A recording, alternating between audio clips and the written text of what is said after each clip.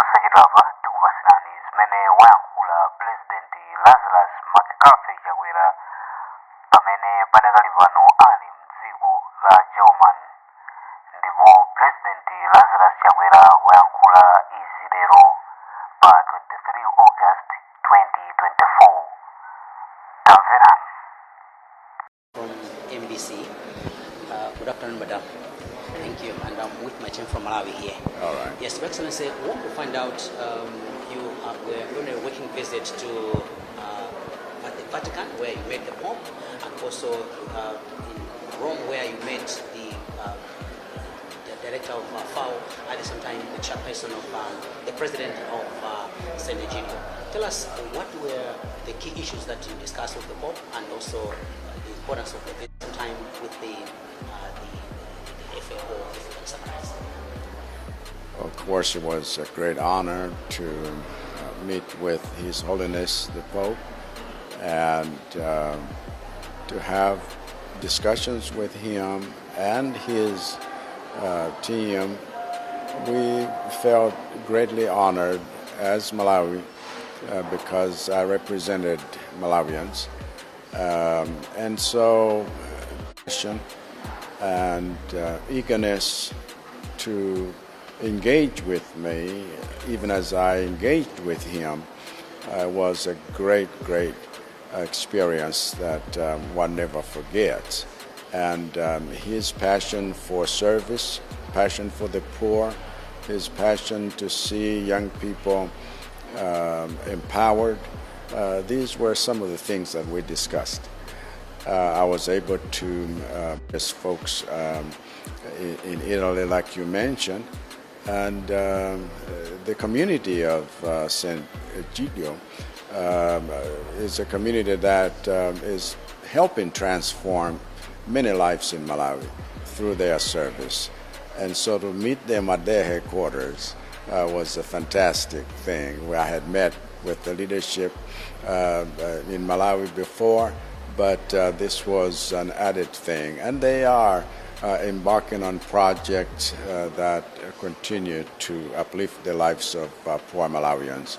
And their help with our mitigating efforts because of the El Nino effect that has put close to 6 million Malawians to food insecurity. The Director General there, Dr. Hui, is very willing to help us with programs that will mitigate the same. So it's been really wonderful, even though in so short a time, and yet we were satisfied. And from there, Your Excellency, you also came here in Germany, where, among other issues, we have seen the signing in of an agreement on issues of water, transport, and also on energy. And also today, you just met the President of Germany. Tell us how important was this, and what were some of the key issues that President of Germany? So my working visit to Germany, of course, started in Frankfurt, where I met with some investors, private investors, wanting to enter into agreements, and we did sign MOUs with several of them with regard to our marine transportation on Lake Malawi, and also met with the Chamber of Commerce in Frankfurt, and many of whom are willing to get involved as we are, emphasizing agriculture and as well as mining. And then when we came over here, we met some investors, some involved a lot in mining, in tourism, as well as agricultural productivity. So we feel like it was the crowning thing was meeting with the President, His Excellency Steinmeier, and we had very cordial discussions. So on one hand, we have met with private sector, we have met with government officials, including the President, and we have discussed a range of topics that will cement the relationship that Malawi has enjoyed with Germany, for the last 60 years. But we believe that these relations will go to a different level now with these visits. And I have invited the president to come visit Malawi as well. President muchichewa maso mnafika ku Rome kumene kuda kumana ndi mtsogoleri wa mpingo wa Katolika pa dziko lonse papa tinacheza bwino momasukanso komanso akuonetsa chidwi kwambiri pa zonse zikuchitika ku Africa ku Malawi kuonetsetsa kuti mkukambirana kwathu utumikira anthu achinyamata ndi anthu osauka kuli pa mtima kwawo kwambiri. Titachoka kumeneko tinakumana ndi akuluakulu a St.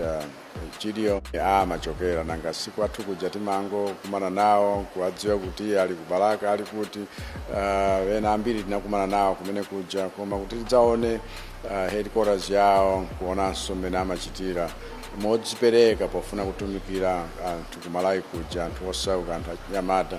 Tinaona chinthu cha mtengo wapatali ali ndi mapulogalamu osiyanasiyana amene akupitiriza chifukwa cha mtima wawo wofuna kukhalitsa kwathu kuja mutumiki wotumikira. Nakumananso agricultural organization Dr. Q ndi munthu woti ngochezeka zedi koma nawonso akutithandiza chifukwa choona kuti kwathu kuja njala ilipo kamba kakuti mvula sinagwe bwino.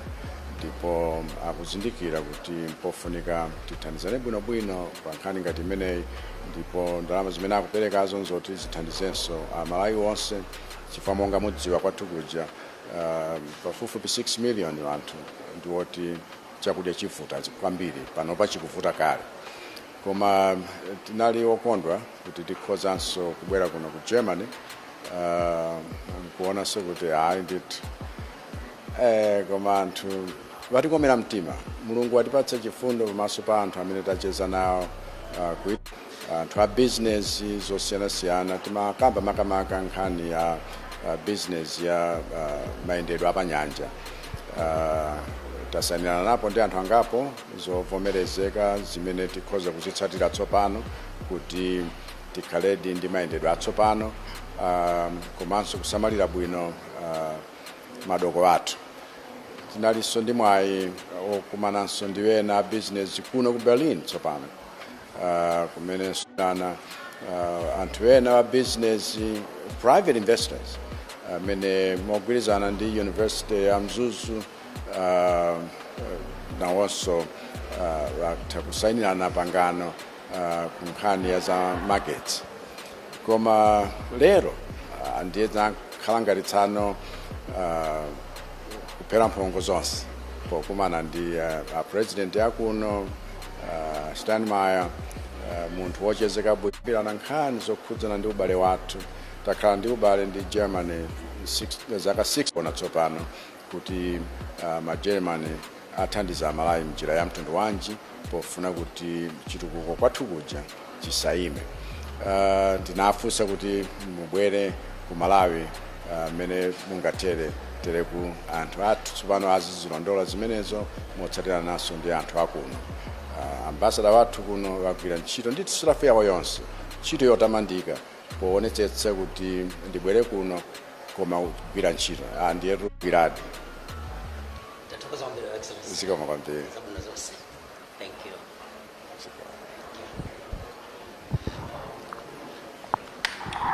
Omwanso kunali kuyankhula kwa pulezidenti wa dziko lino la Malawi Dr. Lazarus Chakwera pamene padakali pano ali mdziko la German. Kumeneku adapitako makamaka kukakhazikitsa maubale ena ndipo pulezidenti Lazarus Chakwera akhale akubwera kumuzi masiku akubwerawa ndipo izi wayankhula lero